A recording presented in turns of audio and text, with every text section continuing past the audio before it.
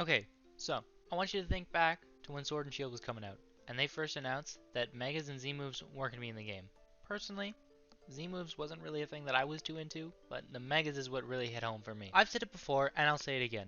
Megas should return to the game, especially if they need something to replace Dynamax slash Gigantamax. There are so many reasons why Mega Evolution is so much better than Dynamaxing, and I can list through them here right now. So apparently Megas were taken out due to balancing issues, but I'm here to tell you that I think Dynamaxing is a little more overpowered than Mega Evolution ever could be. Because yes, there are some really powerful Megas, but I think Dynamax takes the cake when it comes to power. First of all, Dynamaxing is very unpredictable, mostly because anyone on a person's team can do it. This means you can't easily predict who is going to Dynamax unless they go for a Gigantamaxer, which is a whole nother topic, holy. Anyway, think of it like this. You're about to start fighting someone. You see that they have an Aerodactyl on their team. You think, in the back of your head, oh yeah, Aerodactyl can Mega Evolve. Let me see if anyone else on their team has a Mega. Oh, none of their team can Mega Evolve except for the Aerodactyl.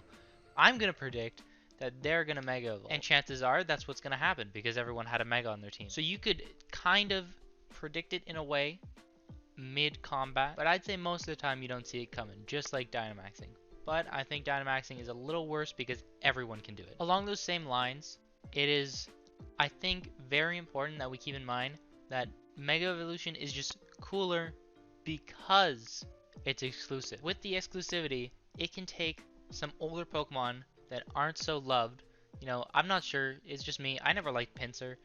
Pinsir got a Mega, and I was like, oh my god, look, Pinsir got a Mega. I'll go try out Pinsir. But I'm not going to try out a random Pokemon to Dynamax it. I don't think that's something that I'd be into. The whole thing about Dynamaxing now is that you get big and all your moves change, right? The only thing is, most of the moves are the same just based on typings. I think having Mega Evolutions would be cooler, hear me out, because their abilities change. Dynamaxes don't change abilities, so realistically, you're just having the same Pokemon, but it's big. Having Mega Kangaskhan get Parental Bond, that is one of the coolest things Pokemon has ever done, because they took the design implications of its Mega and incorporated it into its ability, which the Dynamaxes don't really do. And honestly, they don't have the capabilities to do them unless you're going for a Gigantamax, because then they get their own special move. I also think, from a gameplay perspective, just from a casual player, Mega Evolution is better because Mega Evolution can be used at any point you want. The thing about Dynamaxing is you can only Dynamax in specific areas. And even then, what? You only get to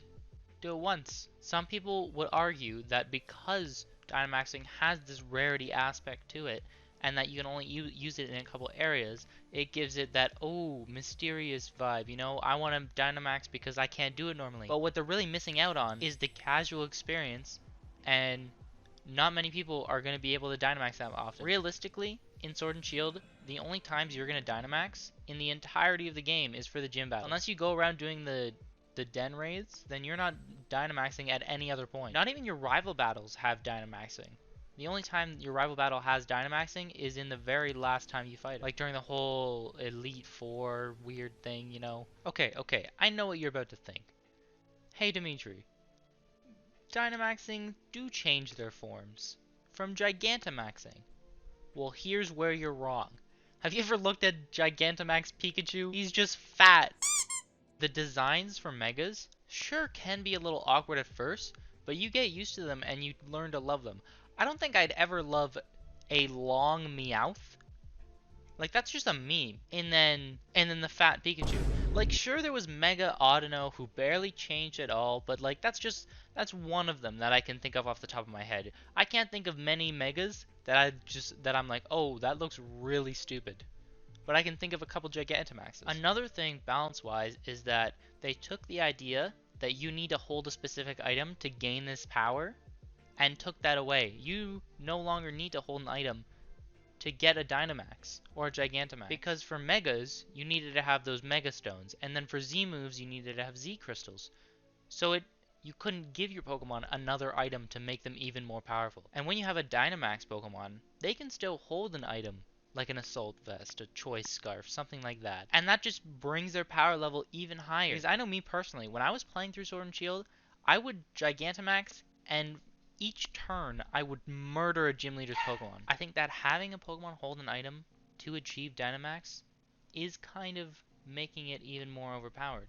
Because I think they were going along the right path with Z moves, but it's not appealing when everyone can do it. The exclusivity is what makes it special. I've mentioned the special Dynamax moves before, but I haven't mentioned the fact that each one of them gives its own special, unique attribute afterwards. Just like if you use a fire one, it sets up sunlight, and then guess what? Your fire Dynamax move that's base 140 now shoots up to base 160, and that is crazy. These are like the highest base stats we've ever seen for moves. I can see Dynamax working in a doubles situation, but in a singles situation, I don't think you could ever make that work, because you just sweep every single Pokemon with your 3 turns, and guess what?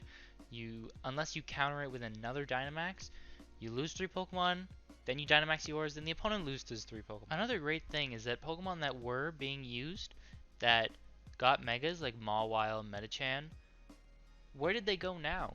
No one is going to use them because they don't have anything special to offer. They were extremely buffed by their Megas and got to a point where they were usable in a battle, and now when that's stripped away from them, they have nothing again and people don't want to use them anymore. Yes, Mega Evolution had its flaws.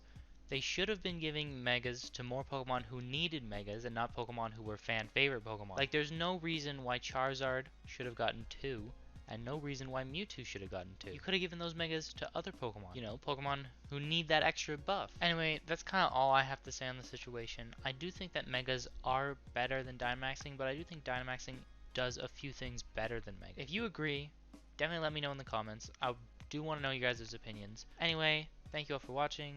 Adios.